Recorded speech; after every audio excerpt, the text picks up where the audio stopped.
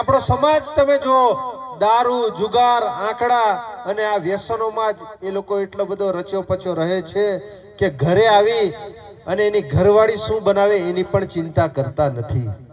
આજે તમે 200 500 1000 રૂપિયા કમાઈને આવો છો પણ તમે પાર્ટીઓ કરવામાંથી જ ઊંચા નથી આવતા. તમે લોકો જુગાર ને આંકડા રમવામાંથી જ ઊંચા નથી આવતા અને ઘરે આવીને આ બહેનોને પૂછો છો કે તું એ ખાના કા બનાયો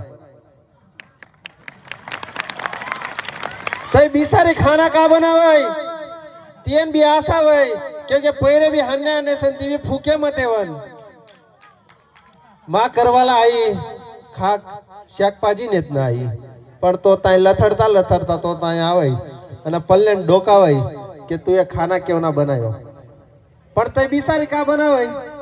હા તમે પાર્ટી તમે મોજ શોખ કરામથી ના ઉસા આવતા હા પછી તે બિચારી શું બનાવે ઘરે. આવી સમસ્યા થાય છે કે નહીં થતી? તે બિચારીને મારવામાં આવે છે, એની પર અત્યાચારો કરવામાં આવે છે પણ તેમ છતાં પણ એ તમારું ઘર નથી છોડતી. અને આજે એ જ બહેનો આજે તમે જુઓ એક આપણો સમાજ એવો છે કે આજે 30 વર્ષ 35 વર્ષ 40 45 ઉંમરમાં આપણી બહેનો વિધવા થાય છે કે નહીં થતી? આજે તમે 2-3 છોકરા પેદા કરીને તો તમે જતા રહો છો, તમારી પાસે જમીનો નથી અને એ બિચારી બહેનો પેટે પાટા બાંધીને પોતાના છોકરાઓને ભણાવે છે.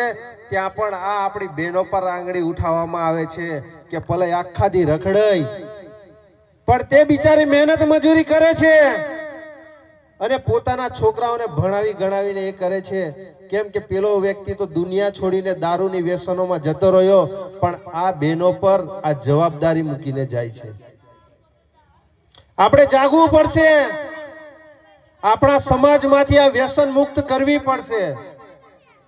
આજે તમે આપણા સમાજમાં જો હમણાં લગ્ન સિઝનો આવશે, એક આપણો સમાજ એવો છે કે આજે એ છોકરાઓ અને આ મા બાપોની એટલી પરિસ્થિતિ એટલી ખરાબ હોય છે પણ પોતાના છોકરાઓના સપનાઓ પૂરા કરવા માટે એ લોકો આપણે ખેતરો પણ ગીરવે મૂકી અને R15 1.5-2 લાખ રૂપિયાની ગાડીઓ લઈ આપે છે કે નથી લઈ આપતા?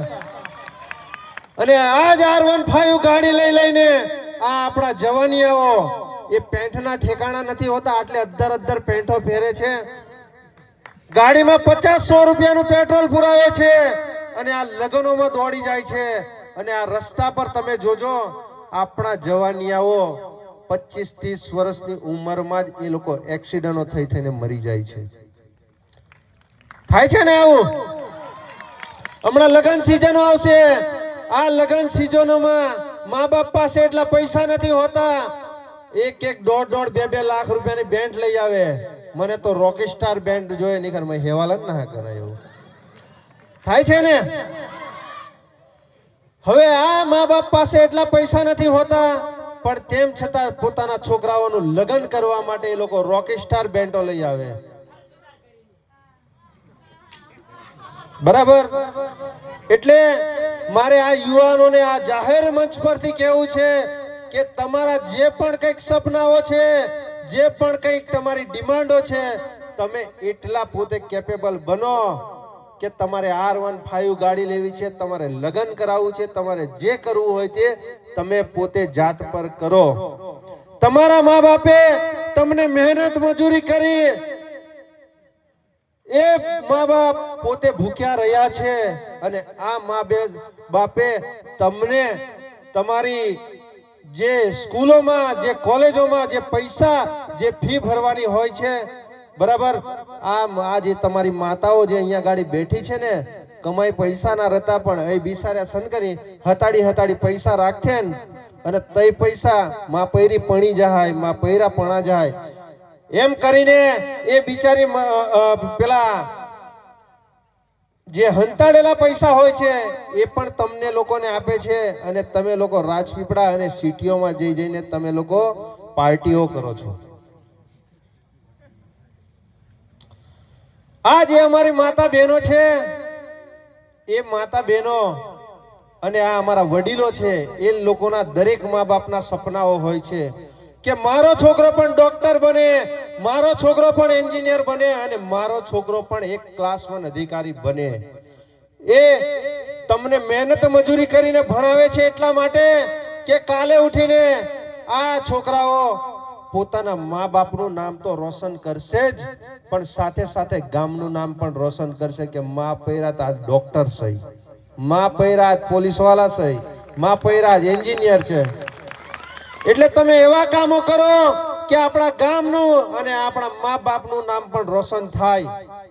કે પછી આ તમારા જે મા બાપો છે એ લોકોએ તો મહેનત મજૂરી લોકોના ત્યાં કરી ટગારા પાવડા કોદારી ઉચકી અને એ લોકોએ તો એમની જિંદગી પૂરી કરી નાખી. પણ શું તમારે પણ આજ ટગારા, આજ કોદાડીને, આજ પાવડા લઈને લોકોના ઘરે મજૂરી કરવા જવું છે? જવું છે તમારે? જો અમે તો અહીંયા ગાડી ભાષણબાજી કરવા આવ્યા, અમે તો અહીંથી જતા રહીશું, અમને કોઈ ફરક નહીં પડે. પણ આજે આપણા જ એક પરિવારમાંથી આવેલા ચૈતરભાઈ વસાવા, જેમણે આખા ગુજરાતમાં નહીં આખા દેશમાં નામ બનાવ્યું છે. આજે આપણે આપણા જે નાના મોટા પ્રશ્નો છે એ પ્રશ્નોનો અવાજ આપણે ઉઠાવતા શીખવું પડશે. આજે આપણા વિસ્તારમાં આજે રોડ રસ્તાની સમસ્યા છે. આજે હજારો કરોડો રૂપિયાના અહીંયા ગાડી નલ સે જલ યોજના લાવી દીધી છે. તમારા ઘરે ઘરે તો બધે નળો નાખી દીધા છે, પણ શું તમારા ઘરે એ નળમાં પાણી આવે છે ખરું? આવે પાણી? આજે તમને 5-5 લાખ રૂપિયાના આયુષ્યમાન કાર્ડ આપી દીધા છે. આજે તમને 5-5 લાખ રૂપિયાના આયુષ્યમાન કાર્ડ આપી દીધા છે. પણ એ 5-5 લાખ રૂપિયાના જે આયુષ્યમાન કાર્ડ છે એ નર્મદા જિલ્લાની કઈ હોસ્પિટલમાં ચાલે છે? કોઈ દવાખાનામાં ચાલે છે ખરા? તમને બધાને લોલીપોપ આપવામાં આવે છે. ચૂંટણીઓ આવે છે ત્યારે મોટા મોટા વાયદાઓ કરવામાં આવે છે. પણ મિત્રો, આપણે જાગવું પડશે. નહીંતર આમાં ચૂંટણી આવીને વર્ષોથી ચૂંટણીઓ આવે છે. એ તાલુકા પંચાયતની હશે, જિલ્લા પંચાયતની હશે, ધારાસભ્યની હશે કે સાંસદ સભ્યોની હશે. આજે 5-5 વર્ષ થઈ જાય છે. આજે આપણા વિસ્તારમાં ધારાસભ્યો દેખાતા નથી. 5-5 વર્ષ થઈ જાય છે, સાંસદ સભ્યો દેખાતા નથી કે તાલુકા પંચાયત કે જિલ્લા પંચાયતનો ચૂંટાયેલો પ્રતિનિધિ દેખાતો નથી. એ કેમ નથી દેખાતો? કેમ કે એ ખામીઓ આપણી અંદર છે. આજે જ્યારે ચૂંટણીઓ આવે છે ને ત્યારે તમે પેલી 10 રૂપિયાની પોટલી આવે ને, એ પોટલીમાં તમે વેચાઈ જાવ છો. એક ક્વાર્ટર એક બિયરમાં તમે વેચાઈ જાવ છો. 50-100 રૂપિયા 200 રૂપિયા તમને આપવામાં આવે છે કે ભાઈ આમાં મત આપજે, અને જો વધારે પૈસા આપે કે જો વધારે પીયાડાય ત્યાં આપી મત આપ દેજે. અને એનું પરિણામ આપણે 5-5 વર્ષ સુધી ભોગવવું પડે છે.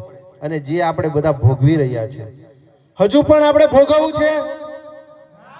આપણે બધાએ આવનારા દિવસોમાં આપણા વિસ્તારના જે પણ કોઈ નાના મોટા પ્રશ્નો હશે એ તમામ પ્રશ્નો આપણે ઉઠાવવા પડશે.